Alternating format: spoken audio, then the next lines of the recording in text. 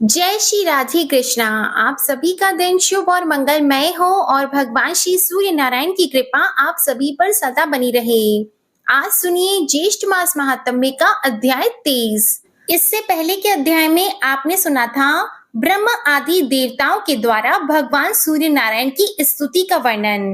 अब सुनिए इसके आगे की कथा। भगवान सूर्य के वाक्य को सुनकर ब्रह्म आदि देवताओं ने प्रणाम करके कहा, देव आप धन्य हैं। हम लोगों को आपने अपने तेज से प्रकाशित किया है। हम लोग कृतकृत्य हो गए। आपके दर्शन मात्र से ही सभी लोगों को ज्ञान प्राप्त हुआ है तथा तम मोह तंद्रा आदि सभी क्षण मात्र में ही दूर हो गए। हम लोग आपके ही तेज के प्रभाव से उत्पत्ति, पालन और संहार करते हैं। अब आप व्योम के पूजन विधि को बताने की कृपा करें।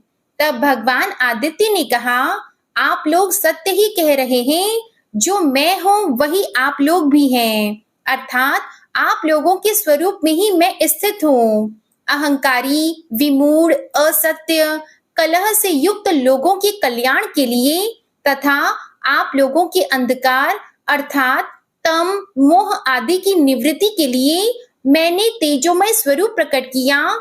इसलिए अहंकार, मान, दर्प आदि का परित्याग करके श्रद्धा और भक्ति पूर्वक निरंतर आप लोग मेरी ही आराधना करें। इससे मेरे सकल निष्कल उत्तम स्वरूप का दर्शन प्राप्त होगा और मेरे दर्शन से सभी सिद्धियां भी आपको प्राप्त हो जाएंगी। इतना कहकर सहस्त्र किरण भगवान सूर्य देवताओं की देखते ही देखते अंतर्ध्यान हो गए। भगवान भास्कर के तेजस्वी रूप का दर्शन करके ब्रह्मा, विष्णु और शिव सभी आश्चर्यचकित होकर परस्पर कहने लगे, ये तो अदिति पुत्र सूर्य नारायण है। ये महातेजस्वी लोकों को प्रकाशित करने वाले सूर्य नारायण हैं। इन्होंने हम सभी लोगों को महान अंधकार रूपी तम से निवृत्त किया है। हम अपने अपने स्थान पर चलकर इनकी पूजा करें, जिससे इनके प्रसाद से हमें सिद्धि प्राप्त हो सके।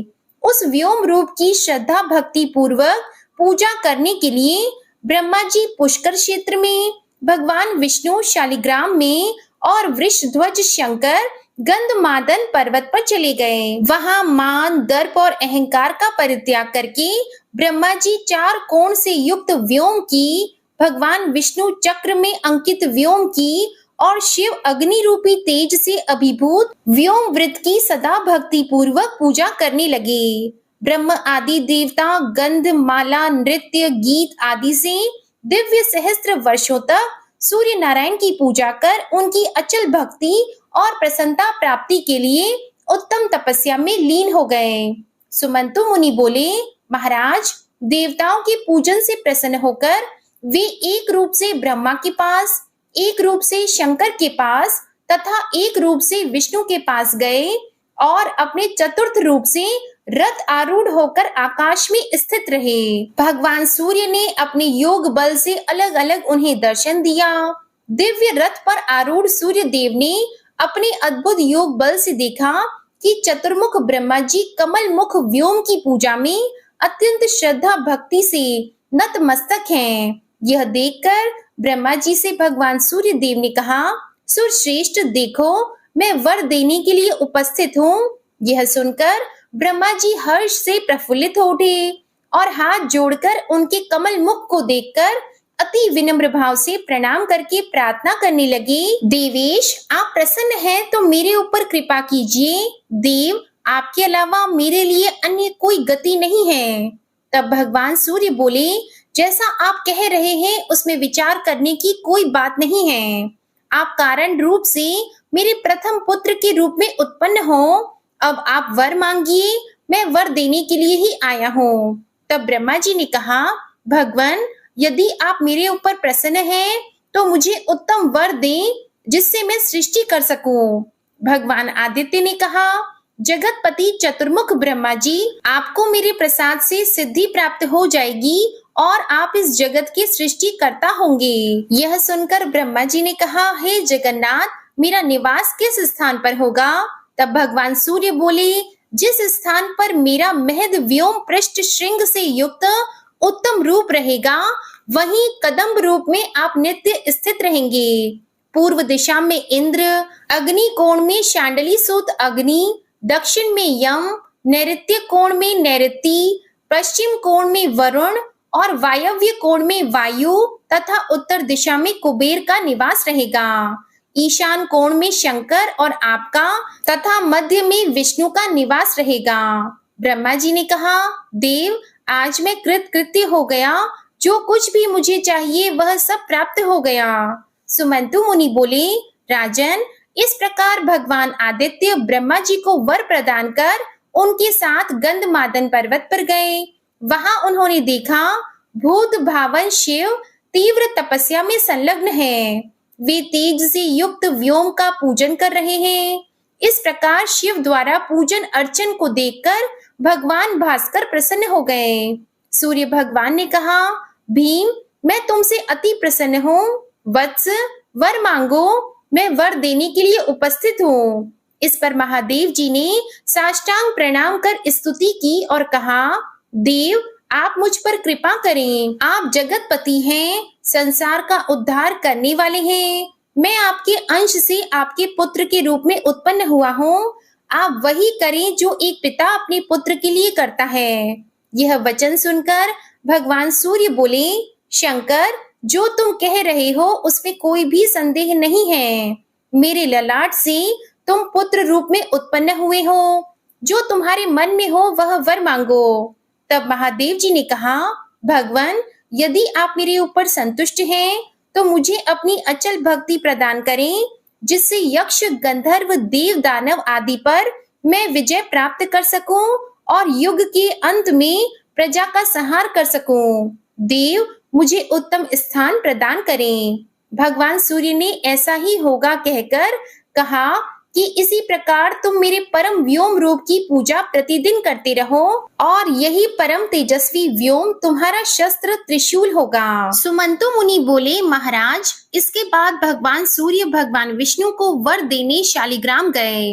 वहां उन्होंने देखा कि वे कृष्णाजिन धारण कर शांत चित्त होकर परम उत्कृष्ट तप कर रहे हैं और हृदय में भगवान सूर्य का ध्यान कर रहे हैं। भगवान भास्कर ने अति प्रसन्न होकर कहा, विष्णु, मैं आ गया हूँ, मुझे देखो।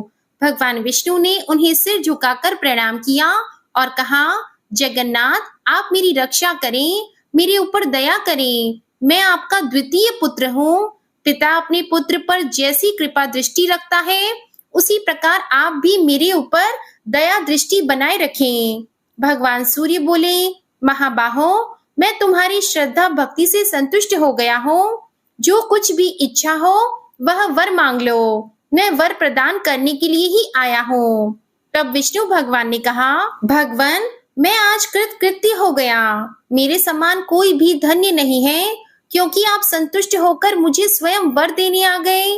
आप अपनी अचल भक्ति और शत्रु को पराजित करने की शक्ति मुझे प्रदान करें तथा जैसे मैं संसार का पालन कर सकूं ऐसा वर प्रदान करें। मुझे इस प्रकार का स्थान दें जिससे कि मैं सभी लोकों में यशस्वी, बल, वीर, यश और सुख से संपन्न हो सकूं।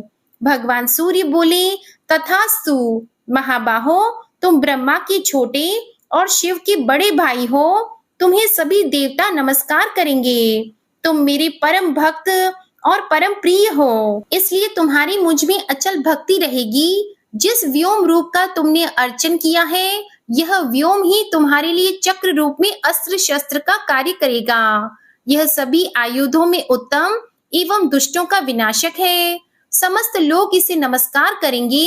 सुमंतु मुनि बोले, राजन, इस प्रकार भगवान भास्कर भगवान विष्णु को वर प्रदान कर अपने लोक को चले गए और ब्रह्मा, विष्णु और शंकर ने भगवान सूर्य नारायण की पूजा करके सृष्टि, पालन और संहार करने की शक्ति प्राप्त की। यह आख्यान अति पवित्र, पुण्य और सभी प्रकार के पापों का नाशक है। यह 3 देवों का उपाख्यान है और 3 देवता इस लोक में पूजित हैं। यह 3 स्तोत्रों से युक्त तथा धर्म, अर्थ और काम का साधन है। यह धर्म, स्वर्ग, आरोग्य, धन, धान्य को प्रदान करने वाला है। जो व्यक्ति इस आख्यान को प्रतिदिन सुनता है अथवा जो इन 3 स्तोत्रों का पाठ करता है, वह आग्नेय विमान पर आरूढ़ होकर भगवान सूर्य की परम पद को प्राप्त कर लेता है। पुत्रहीन को पुत्र, निर्धन धन, विद्यार्थी विद्या प्राप्त करके तेज में सूर्य के समान, प्रभा में उनकी किरणों के समान हो जाता है और अनंत काल तक सुख भोग कर ज्ञानियों में उत्तम स्थान को प्राप्त करता है। राजा शतानीक ने पूछा, ब्राह्मण, जिन तेजस्वी भगवान सूर्य नारायण ने ब्रह्मा जी को वर प्रदान किया, देवताओं और पृथ्वी को उत्पन्न किया, जो ब्रह्म आदि देवताओं को प्रकाशित करने वाले तथा समस्त जगत के पालक, महाभूतों सहित 14 लोकों की सृष्टा, पुराणों में तेज रूप से स्थित एवं पुराणों की आत्मा है तथा अग्नि में स्वयं स्थित हैं, जिनके सहस्त्रों सिर, सहस्त्रों नेत्र तथा सहस्त्रों चरण हैं, जिनके मुख से लोक पितामह ब्रह्मा, वक्ष स्थल से भगवान विष्णु और ललाट से साक्षात भगवान शिव उत्पन्न हुए हैं, जो विघ्नों के विनाशक एवं अंधकार नाशक, लोक की शांति के लिए जो अग्नि, वेदी, कुशा, श्रुवा, प्रोक्षणी, व्रत आदि को उत्पन्न कर इनके द्वारा हव्य भाग ग्रहण करते हैं, जो युग के अनुरूप कर्मों के विभाजन तथा क्षण, काल, काष्ठ, मुहूर्त, तिथि, मास, पक्ष, संवत्सर, ऋतु, काल योग, विविध प्रमाण और आयु के उत्पादक तथा विनाशक हैं एवं परम ज्योति और परम तपस्वी हैं, जो अच्युत तथा परमात्मा के नाम से जाने जाते हैं। वे ही महर्षि कश्यप के यहाँ पुत्र के रूप में कैसे अवतरित हुए। ब्रह्म आदि जिनकी उपासना करते हैं तथा वेद वेत्ताओं में जो उत्तम और देवताओं में प्रभु विष्णु हैं, जो सौम्यों में सौम्य और अग्नि में तेज स्वरूप हैं, मनुष्यों में मन रूप से तथा तपस्वियों में तप रूप से विद्यमान हैं, जो विग्रहों में विग्रह हैं, जो देवताओं और मनुष्यों सहित समस्त लोकों को उत्पन्न करने वाले हैं। वे देवों के देव भगवान सूर्य किस लिए अदिति के गर्भ से स्वयं उत्पन्न हुए। ब्राह्मण, इस विषय में मुझे महान आश्चर्य हो रहा है। भगवान सूर्य की उत्पत्ति से आश्चर्यचकित होकर ही मैंने आपसे उनके आख्यान को पूछा है। महामुनि, भगवान सूर्य के बल, वीर, पराक्रम, यश और उज्ज्वलित तेज का आप वर्णन कीजिए। तब सुमंतु मुनि बोले, राजन, आपने भगवान भास्कर की उत्पत्ति के संबंध में बहुत ही जटिल प्रश्न पूछा है।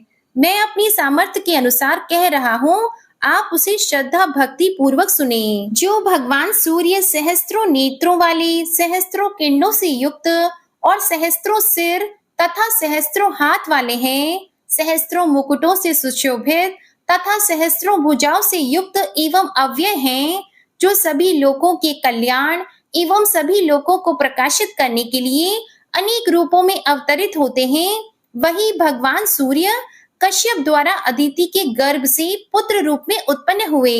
इसके बाद किस प्रकार सूर्य देव ने माता अदिति के गर्भ से जन्म लिया, इसका वर्णन आप सभी अगले अध्याय में सुनिएगा। अब आप सुनिए विष्णु चालीसा का पाठ। विष्णु सुनिए विनय सेवक की चित लाए, कीरत कुछ वर्णन करो दीजिए ज्ञान बताए। नमो विष्णु भगवान खरारी, कष्ट नशावन अखिल बिहारी। प्रबल जगत में शक्ति तुम्हारी, त्रिभुवन फैल रही उजियारी। सुंदर रूप मनोहर सूरत, सरल स्वभाव मोहनी मूरत। तन पर पीतांबर अति सोहत, बैजंती माला मन मोहत। शंख चक्र कर गदा विराजे, देखत दैत्य असुर दल भाजे। सत्य धर्म मद लोभन गाजे, काम क्रोध मद लोभन छाजे। संत भक्त सज्जन मन रंजन, धनुज असुर दुष्टन दल गंजन। सुख उपजाए कष्ट सब भंजन, दोष मिटाय करत जन सज्जन। पाप काट भव सिंधु उतारण, कष्ट नाश कर भक्त उबारण।